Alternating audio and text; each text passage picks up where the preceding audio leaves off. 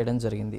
అయితే దానికి సంబంధించి అంటే దాన్ని ఎలా యూటిలైజ్ చేసుకోవాలి, ఎలా ఉపయోగించాలి, ప్రజలకు ఎలా అది ఉపయోగకరంగా ఉంటుంది, అదేవిధంగా రాష్ట్రానికి సంబంధించి అభివృద్ధిలో అది ఎలాంటి పాత్ర పోషిస్తుంది. మనకు తెలుసు గత ప్రభుత్వ హయాంలో కూడా దాదాపు 500 కోట్లు వెచ్చించి ప్రజాధనాన్ని దుర్వినియోగం చేశారు, దాన్ని ఎలాంటి ఉపయోగకరంగా లేకుండా కూడా వాళ్ళు దాన్ని పాడు చేశారనేటువంటి అంశాన్ని గురించి డిస్కషన్స్ అవి కూడా జరిగాయి.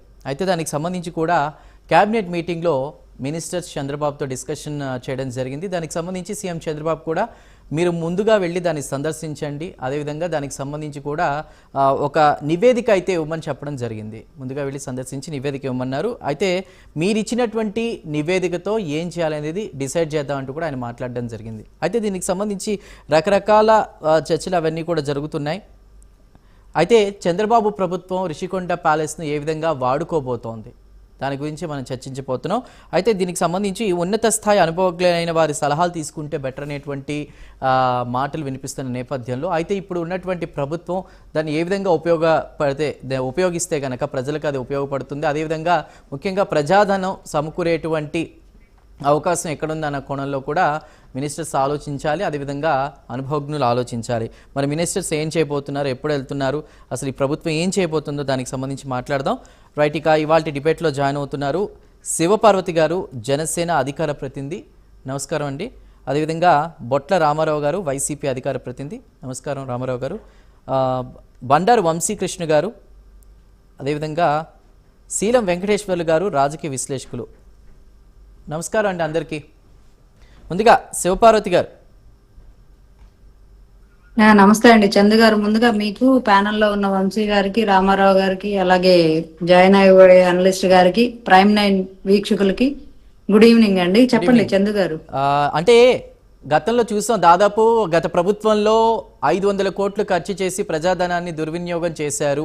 ఇప్పుడు ఆ కట్టడాన్ని ఏదైతే ఉందో ప్యాలెస్లు కట్టుకున్నారు, దాన్ని ఉపయోగకరంగా మార్చాలి, దానికి ఇప్పుడున్నటువంటి ప్రభుత్వం ఏం చేయబోతోంది, జనసేన పాత్ర ఏంటి, మీరు ఏం మాట్లాడతారు?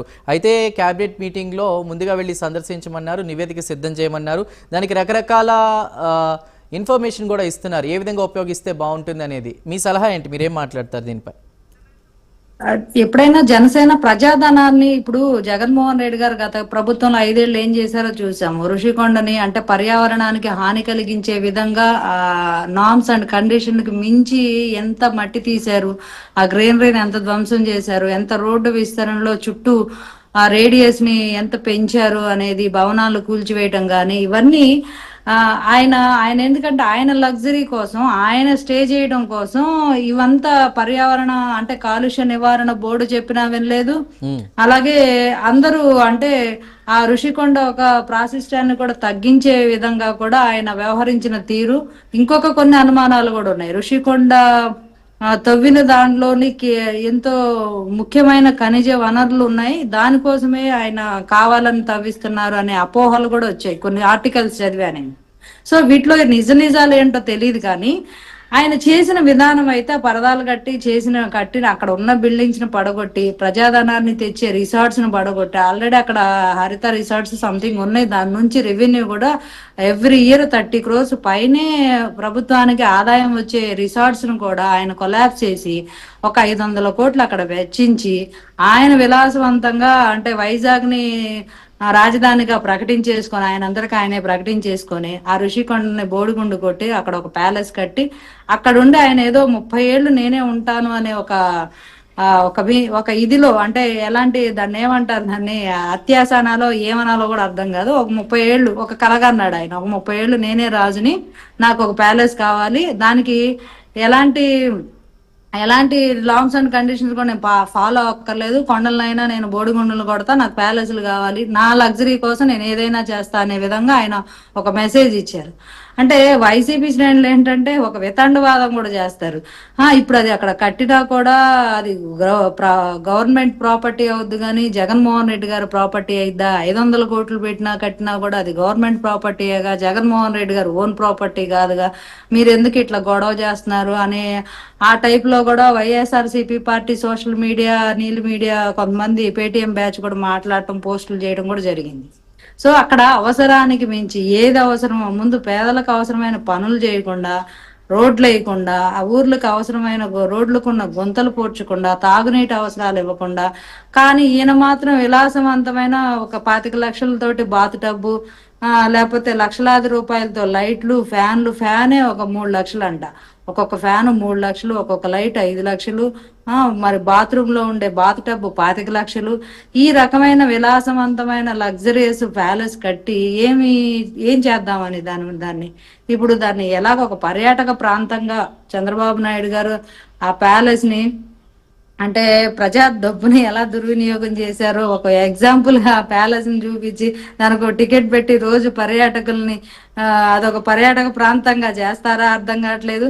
లేకపోతే దాన్ని ప్రభుత్వ కార్యకలాపాలకు ఉపయోగించే విధంగానే నిపుణులు సలహాలు ఇస్తున్నారు రకరకాలుగా. అక్కడ ఉన్న అంత పెట్టిన బడ్జెట్ కి తగినట్టుగా దానికి న్యాయం చేసేలాగా, అది అన్ని విధాలుగా ఉపయోగపడేలాగా, ప్రభుత్వానికి ప్రజలకి అన్ని విధాలుగా ఉపయోగపడేలాగా ఏదైనా ఒక మంచి నిర్ణయం ప్రభుత్వం తీసుకుంటుందని ఆశిస్తున్నాను. ముఖ్యంగా ఇది ఎలాంటి లెసన్ ఇస్తుందంటే రిషికొండ ఒక కొండలు మనకి చాలా ఇంపార్టెంట్. దట్టు ఋషికొండ అనేది అవి వైజాగ్ నగరాన్ని కాపాడే ఒక అలాంటిది.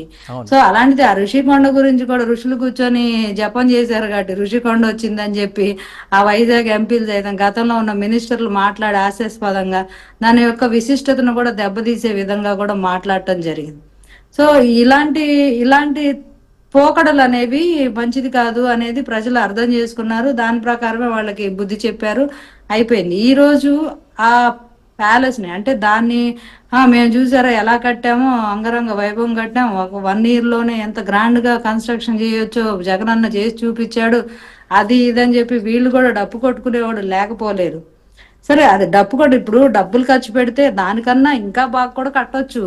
కాకపోతే అవసరానికి మించి ప్రజాధనాన్ని దుర్వినియోగం చేసి, అప్పులు చేసి, వడ్డీలు కట్టుకొని వచ్చింది అప్పు చేసి పప్పుకూడలాగా ఈయన విలాసవంతంగా ప్రజాధనంతో కులకటమే కొంచెం ఇబ్బందికరమైన విషయం. సో ఈ టెక్నాలజీలు ఆ టెక్నాలజీ లేక కాదు. ఇప్పుడు హైటెక్ సిటీ లాంటి సిటీలు కూడా వచ్చాయి అంటే అక్కడ మనకి టెక్నికల్ గా అందరు తెలియగల వాళ్ళే ఉన్నారు. చాలా మంది టెక్నాలజీని ఎలా ఉపయోగించుకొని కన్స్ట్రక్షన్ ఫీల్డ్ లో కూడా డిఫరెంట్ బిల్డర్స్ ఉన్నారు.